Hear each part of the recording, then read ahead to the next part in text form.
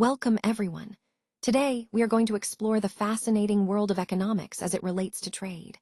Our focus will be on the business activities in both the private and public sectors. This is the first slide, so I just want to warmly welcome you all and give a quick overview of what we'll cover. We'll look at how trade impacts different sectors, the role of businesses, and the economic principles behind these interactions. I'm excited to have you here, so let's get started. Let's take a closer look at the global landscape of business activity.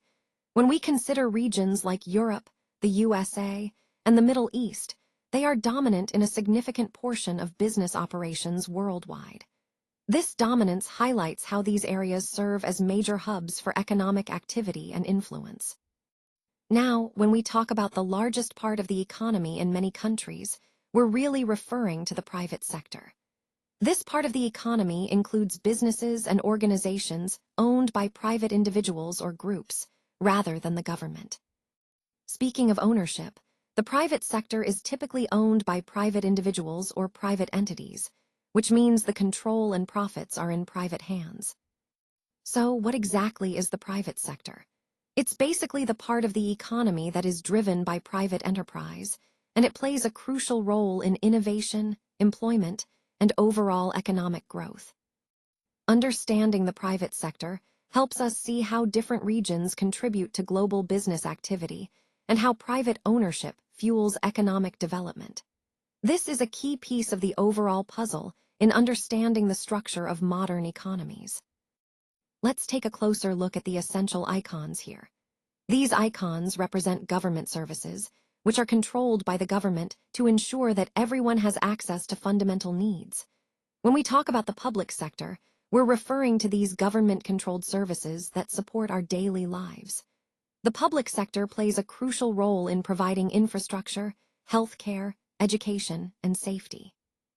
It's all about making sure that essential services are available and accessible to all members of society. This connects to our overall theme by highlighting how governments work behind the scenes to serve the public and maintain social stability.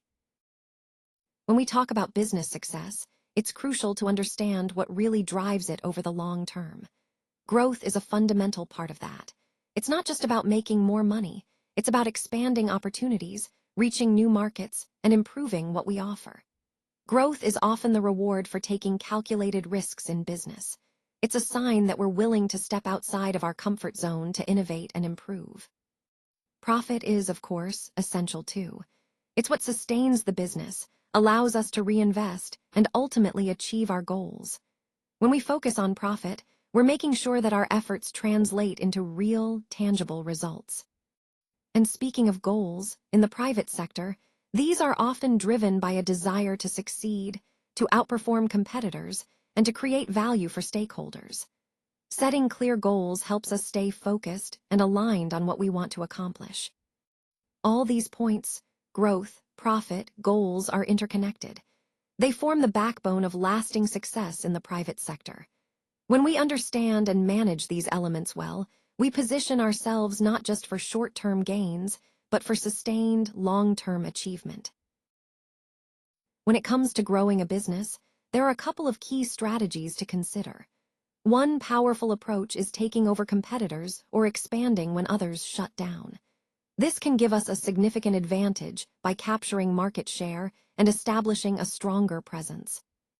Another important aspect is beating the competition by opening new shops and reaching more customers across different locations. This not only increases our visibility, but also helps us tap into new markets and meet customer needs more effectively. All of these strategies, whether it's taking over rivals or expanding geographically, are part of how businesses grow. By understanding and leveraging these methods, we can position ourselves for sustained success in a competitive landscape. The primary goal of the public sector is community welfare, not profit. Think about it. Imagine a fire department that charged for every call. It just wouldn't make sense, right? Their purpose is to serve and protect the community, ensuring safety and well-being for everyone. Providing good service is at the heart of their mission. This slide highlights that the objectives of the public sector are centered around serving the public interest, not making money. It's about creating a safer, healthier community, and that's what truly sets the public sector apart. This focus on community welfare guides their actions and priorities every day. All right, let's talk about total control. When you start a sole trader business, you keep all the profit for yourself, which is a big advantage. You manage everything, make all the decisions, and enjoy the rewards directly. It's also easy and affordable to get started, no complicated setup or lots of capital needed. This type of business is owned and run by just one person, giving you complete independence. Specifically, we're referring to a sole trader, which is one of the simplest and most common forms of business ownership. This setup really ties into our overall theme of entrepreneurship, being your own boss, keeping control, and starting small but with big potential. Today, I want to talk about the realities faced by many business owners, especially those operating as sole traders. Often, you'll find yourself working day and night to ensure the success of your business. It's a demanding journey that requires a lot of dedication and effort. One major challenge is that expansion can be really difficult without sufficient funding. When you're struggling to access the capital needed to grow, it limits your potential and can hold your business back from reaching new heights. Another significant risk is the issue of unlimited liability. As a sole trader, your personal possessions are on the line. If your business encounters debts or financial trouble, there's a real risk that you could lose personal assets, your house, your savings, to cover those debts.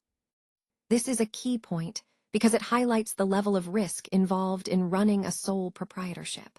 While it offers independence and simplicity, it also means you bear all the responsibilities and risks yourself. Understanding these risks is crucial when considering the right structure for your business, as each choice has its own advantages and disadvantages. Partnerships can really help tackle many of the challenges that sole traders often face. When we talk about shared power, we're referring to a business model where two or more people come together and share ownership of the business. This means that responsibilities, profits, and decision-making are distributed among the partners. Typically, a partnership can have anywhere from just 2 to 20 partners, depending on the nature and size of the business. There are different types of partnerships, but at its core, this setup allows each partner to contribute their skills, resources, and ideas. By doing so, they can often grow the business more effectively than working alone. In the broader context of our presentation, partnerships are a strategic way for entrepreneurs to combine strengths, share risks, and expand their opportunities. It's a powerful model, especially for those looking to leverage diverse expertise and resources. Now, let's talk about the benefits of partnership. When partners share responsibilities, it significantly reduces the burden on each individual. This collaborative approach makes managing the business more manageable and less overwhelming.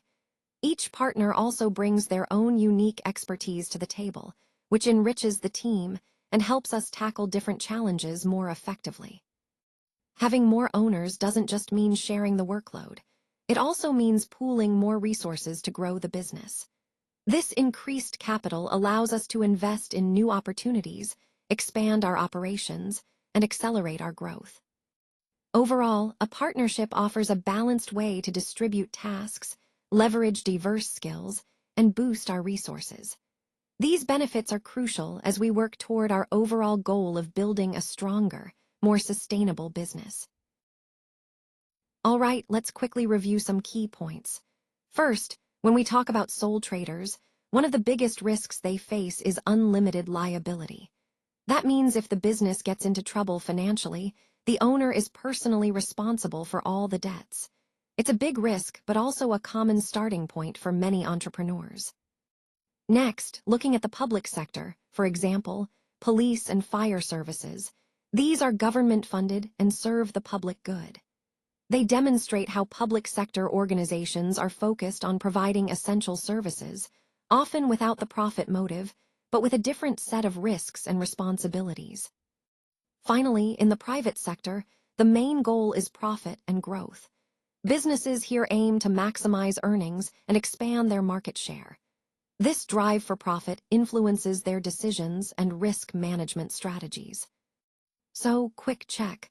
Understanding these different sectors and their goals helps us see how risk, liability, and objectives vary across the board. It's all about aligning the business's purpose with the types of risks they are willing to take. Thank you so much for your attention today. As we wrap up, I want to leave you with a key decision point: choosing your model. Remember, the public model is centered around service, focusing on meeting the needs of the community or stakeholders. In contrast, the private model is driven by profit, aiming for financial sustainability and growth. It's important to consider which approach aligns best with your goals and values. This choice impacts how you operate, how you serve, and how you sustain your efforts in the long run. So, to summarize, we've explored the different types of models and their implications. And to conclude, I encourage you to reflect on your objectives and select the model that best fits your vision. Once again, thank you for your time and engagement. I look forward to seeing how you apply these concepts in your own work.